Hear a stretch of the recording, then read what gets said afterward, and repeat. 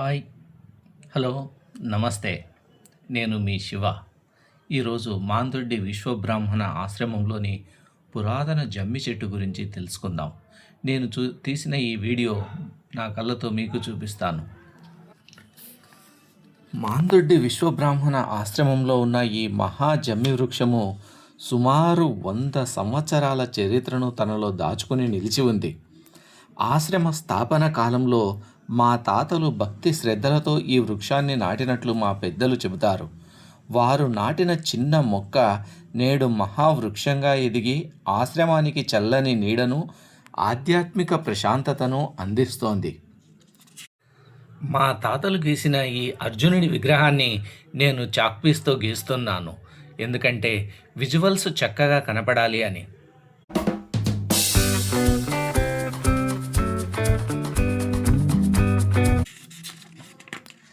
విశ్వకర్మ సంతతికి చెందిన విశ్వబ్రాహ్మణులు ప్రకృతిని దైవ స్వరూపంగా భావించారు. ఆలయ నిర్మాణం, శిల్పకళ, యంత్ర విద్య, లోహ కళలు వంటి అనేక విద్యలతో పాటు వృక్షారాధన కూడా వారి సాంప్రదాయంలో భాగంగా ఉంది. ఈ జమ్మి చెట్టు కింద ఉన్న అర్జునుడి శిలాఫలకము ఈ ప్రాంతంలోని ఆధ్యాత్మిక సాంప్రదాయాలకు గుర్తుగా కనిపిస్తుంది. జమ్మి చెట్టు హిందూ సాంప్రదాయంలో అత్యంత పవిత్రమైన, పూజనీయమైన చెట్టు. దసరా పండుగ నాడు జమ్మి చెట్టును పూజించటం, ఆ ఆకులను బంగారంగా భావించి పెద్దలకు ఇచ్చి ఆశీర్వాదం తీసుకోవడం వెనుక గొప్ప పౌరాణిక గాథ ఉంది.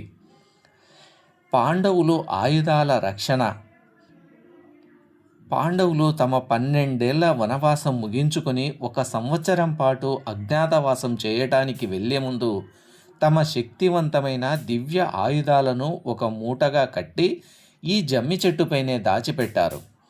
విజయదశమి రోజున అజ్ఞాతవాసం విజయవంతంగా ముగించుకొని తిరిగి వచ్చి చెట్టుకు పూజ చేసి ఆయుధాలను తీసుకొని కౌరవులపై విజయం సాధించారు.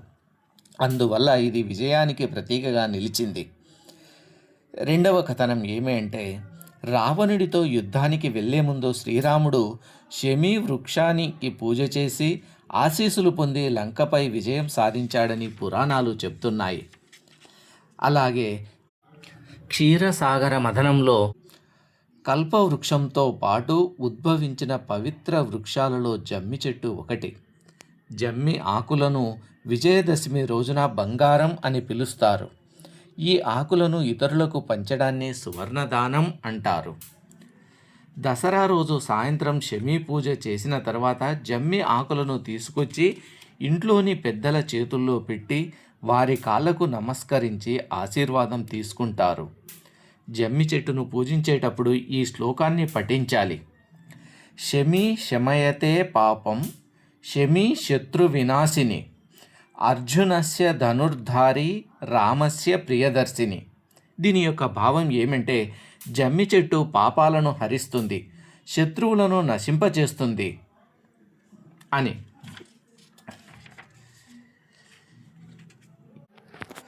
అర్జునుడు మహాభారతంలోని ప్రముఖ వీరుడు. ఆయన పాండవులలో 3వవాడు. తండ్రి పాండురాజు, తల్లి కుంతీదేవి.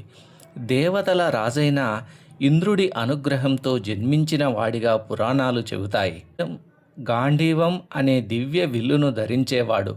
ధనుర్విద్యలో అపూర్వ ప్రతిభ కలవాడు. గురునాచార్య వద్ద విద్యాభ్యాసం చేశాడు. చేప కంటిని గురిచూసి భేదించిన కథ చాలా ప్రసిద్ధి. కృష్ణుడు ఆయనకు అత్యంత సన్నిహితుడు మరియు మార్గదర్శి. కురుక్షేత్ర యుద్ధం ప్రారంభానికి ముందు అర్జునుడు తన బంధువులతో యుద్ధం చేయటానికి సంకోచించాడు. అప్పుడు శ్రీకృష్ణుడు ఆయనకు భగవద్గీత ఉపదేశించాడు. ఈ ఉపదేశమే భగవద్గీతగా ప్రసిద్ధి చెందింది. ఈ చెట్టు నీడలో ఆశ్రమంలోని మహిళలు విరూపాక్షమ్మ అత్త, పద్మావతమ్మ పెద్దమ్మ, ప్రభావతమ్మ మా అమ్మ, పుణ్యావతమ్మ అత్త, భాగ్యమ్మ అత్త, లింగమ్మ అత్త, శారదమ్మ అక్క, సరోజక్క, ఇలా ఆశ్రమంలోని మహిళలు మధ్యాహ్నం వేళ పని ముగించుకొని కూర్చుని మాట్లాడుకుని వెళ్ళేవారు. నిజంగా ఆ రోజులే వేరు. మాందొడ్డి ఆశ్రమంలోని ఈ జమ్మి వృక్షం కేవలం ఒక చెట్టు కాదు, ఇది మా తాతల సేవాభావానికి ప్రతీక. ఇది ప్రకృతికి, సాంప్రదాయానికి, భక్తికి నిలువెత్తు నిదర్శనం.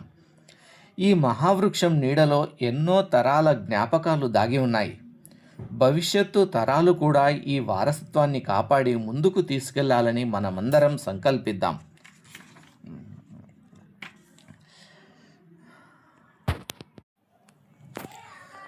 మాందొడ్డి విశ్వబ్రాహ్మణ ఆశ్రమంలోని ప్రతి రాయి ఒక గొప్ప చరిత్రను గుర్తు చేస్తుంది.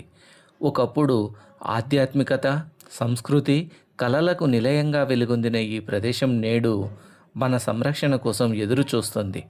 ఇలాంటి చారిత్రక సంపదను కాపాడటం మన అందరి బాధ్యత.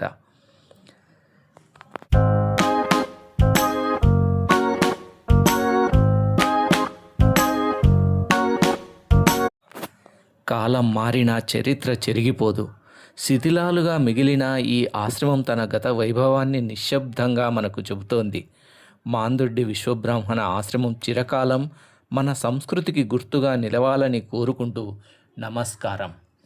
వీడియో నచ్చితే లైక్ చేయండి, షేర్ చేయండి, సబ్స్క్రైబ్ మీద ఒక మెట్టికాయ వేయండి. విశ్వకర్మ భగవానుని ఆశీస్సులు మీ అందరిపై ఎల్లప్పుడూ ఉండాలని కోరుకుంటూ జై విశ్వకర్మ, జై విశ్వబ్రాహ్మణ సమాజం.